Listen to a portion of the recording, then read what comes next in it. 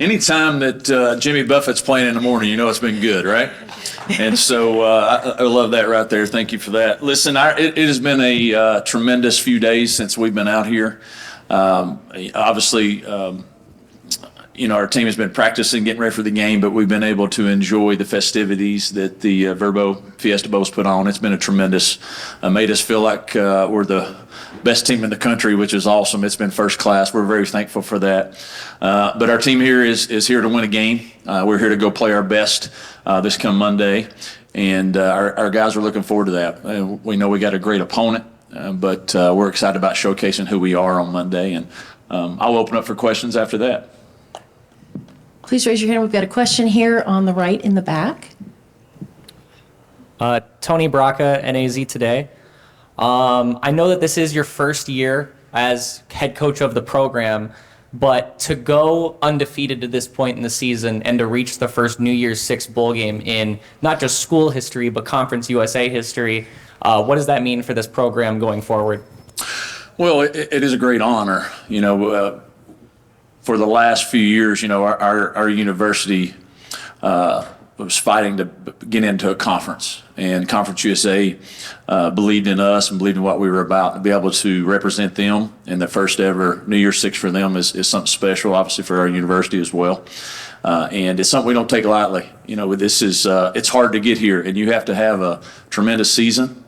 And you have to have things go your way, and you have to have other things, other people not go their way, to have a special season like we had. And we don't take that for granted. It's hard, and we've enjoyed every minute of this because who knows when you're ever going to get back.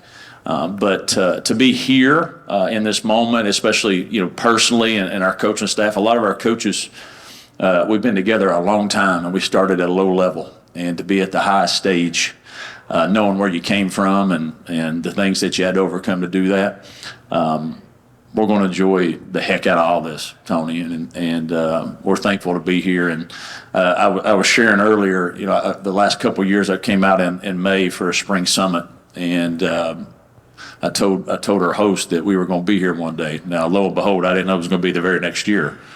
If it did, I'd be probably in Vegas gambling quite a bit. But to be here is pretty special, and the Lord's just had His favor on our team this year. Next question, right here in the center. Get a mic to you.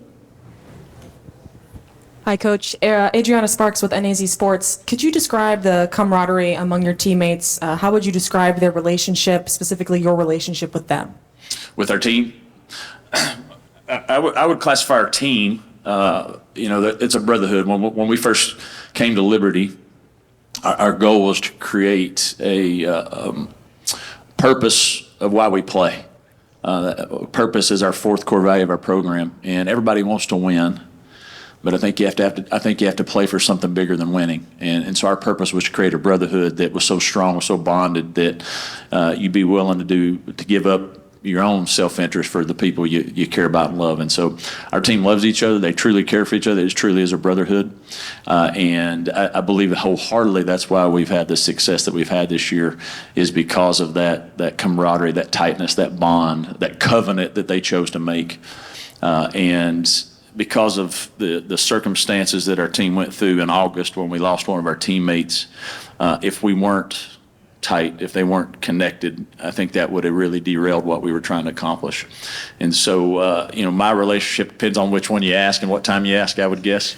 But the thing I would share that I believe they believe about me is I'm consistent. They know I care. They know I love them, and they know I want what's best for them. That we're going to hold them to a high standard, and that it's about them. It's not about. I'm just blessed to be up here, but it's all about them, and they're the ones that have made this season successful.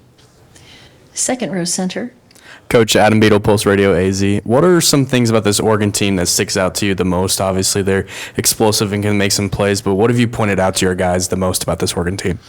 Well, it doesn't take a lot of time to watch the video to know how talented they are. If you look at three phases, we've shared with them, and I think I've said it before. They're 6 points away from playing for a national championship. That's how good they are, and going into I think championship weekend, they were the favorites to win the national championship. So they're tremendous. The thing that we don't see, that we've not seen consistently throughout the year is the size and the speed that they have, right? At all positions, not just one. We've played some people that are big, we've played some people that are fast, but not typically in all 11 positions. And then you add in, the quarterback that's going to be a top first-round draft pick, and how good he is, how special he is, the type of leader and the character that he has. That's the biggest challenge, and our guys know that. We know that we're the underdog coming into this, but that's the beauty of college football. We have the opportunity on January 1st, 2024, to go up one of the best teams in the country, one of the best programs in this country, and we get to see if our best is good enough, and how great is that? And if you'd asked me that. I took the job December 3rd, and I told our AD I was trying to go back to the other place December 4th. If you'd have told us in January, we started school January 15th, we had 50% roster turnover throughout all that. If you'd told us we'd be here today, I'd have said no way. But that's just that's our guys believing in themselves, and so you're going to see us believe in ourselves on Monday. And a question in the fourth row back here, off to the right. Hi, I'm Ava Nichols, also NAZ Sports. After speaking to your players the past couple days, it seemed like a lot of them, it was unique if they'd ever been to Arizona before. And on top of that, the West Coast in general. How special is it to be able to play in the desert and give them a new experience, explore a new region, while also showcasing your abilities at State Farm? Thank you. I think that's part of the awesome experience of a bowl is you do get to go somewhere where maybe the majority of your team is not from. Most of our guys are from Texas out towards the south and the East Coast, right?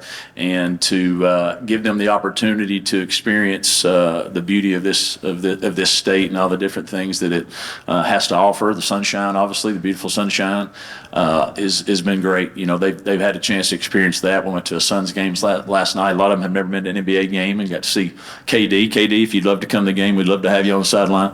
And if you can't come, Booker, you can come too. That's a special piece of it, right? And to be able to be out here, and to see just Camelback Mountain, how beautiful it is, and the palm trees and all those things, and especially when we left Lynchburg and it was foggy, so our guys have enjoyed that. Next question.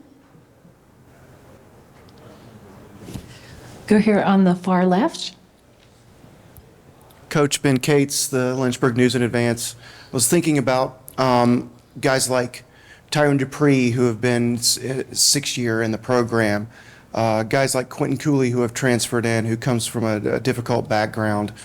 What do you think it means to these guys to be in this game, given the fact that there is such diversity as far as guys who have been here for a long time, guys who have just come in, guys who probably thought they would never be in this kind of situation? Well, the challenge of college football is to you do get people from different backgrounds. You get people that have been through different things, transferred in.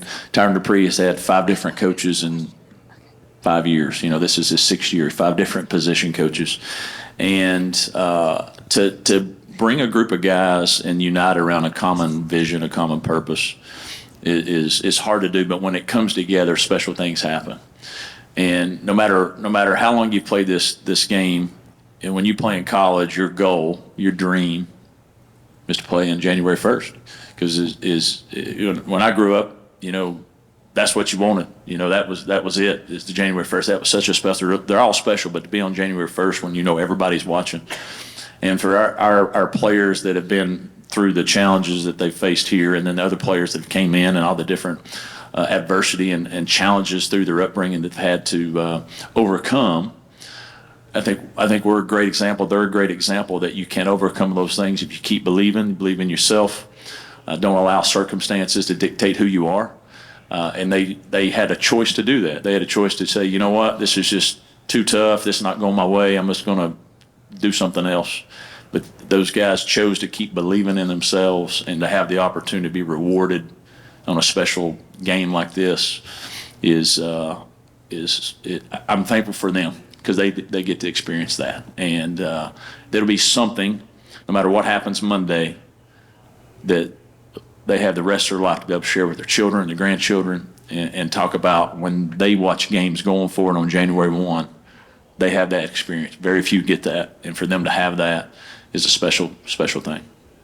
We'll go on the floor here off to the left. Hey, Coach. Obviously, Oregon is an intimidating opponent. What have you seen from your players in terms of their confidence level, mindset this week leading up to the game?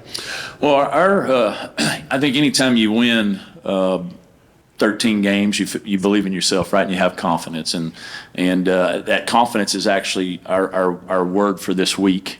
Is that I think anytime you're playing a team that's ranked higher than you, that's on paper that's way better than you in all facets, you start maybe comparing yourself. Are you good enough? And our whole theme was that because of what we've overcame, because of what we've had to do to get to this point, that we should have confidence. Display that confidence that if we'll go play our best game, then we'll have a great chance of going out there and doing well.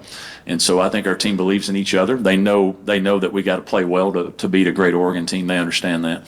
But I do believe they're confident that they can go play their best game, and that's all you can ask. We've had good week of prep as far as practice wise. They've been sharp and crisp, and they're ready to get out there and show the country what they believe in themselves. Good. In the center here. Just to build off of that question, what we've found over the last few days talking to these players, they're incredibly humble. They're incredibly gracious for this opportunity. Being the underdogs, do you think that is going to, play into how they perform on Tuesday? Well, I think anytime that people question you, question whether you're good enough, question whether you should be here, whether you deserve the right to be here, I do think that's an added. It could be an added form of motivation, right?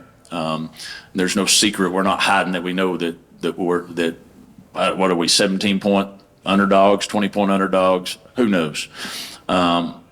But also, you have your own inner motivation, and it's not necessary to prove other people wrong. It's about proving ourselves right. And so I think our team has that chip on their shoulder to say, hey, we know we are a good football team, and we're going to go prove ourselves right against the best in the country on Monday. And yes, the underdog and all that can be added motivation, but that can't be the main reason why, right? The main reason why has got to be within. And so our team wants to prove ourselves right, that we can play with the best in this country and prove that our season wasn't a fluke, that we did play good teams, we did play good programs, and our conference is on the path to going and becoming the best conference in G5. That's what we believe is happening in Conference USA, and we get the opportunity to push that farther on January 1. Any other questions? Coach, if I could ask you, just based on this incredible season you've had, a perfect season, 13-0, here at the Fiesta Bowl, if there was one word you could use to describe your team, what would that be?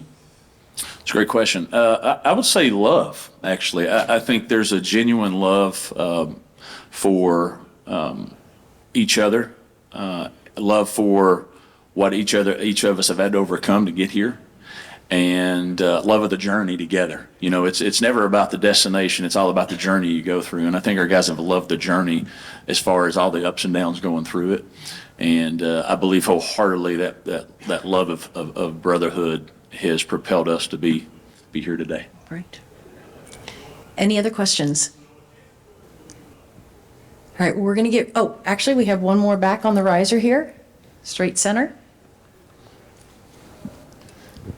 Hey, Coach. Danielle with Fiesta Bowl. I kind of want to just switch it. We've been talking about the underdog story, but talking with Oregon and their defense, they're going up against your offense, which is something they're not used to facing in the Pac-12. So, what are your thoughts just on that, and knowing that you kind of do present, obviously, challenges in just how your scheme is versus what they're typically used to going against? Our offense is unique. We've obviously got some good players that can operate it and make it work. And because it is unique, most people don't see it. Now, does that give you advantage? Sometimes it does. They've obviously had 3-4 weeks to prepare for us, so they're probably going to know it better than anybody, right? So maybe that advantage might be null and void because they've had so much time to practice for it. But it is unique, and it gives us gives us an opportunity to try to do some different things to maybe slow them down, try to make them play some stuff that they're not used to doing. Hopefully we can. They're really talented, really good. And they're and I mean, Coach Lanning's a defensive coach. He's obviously won a national championship as a defensive coordinator, so they know what they're doing, right? So we know that's a big challenge for that. And so, I hope that we can execute it well, because when we do execute it well, it's fun to be around.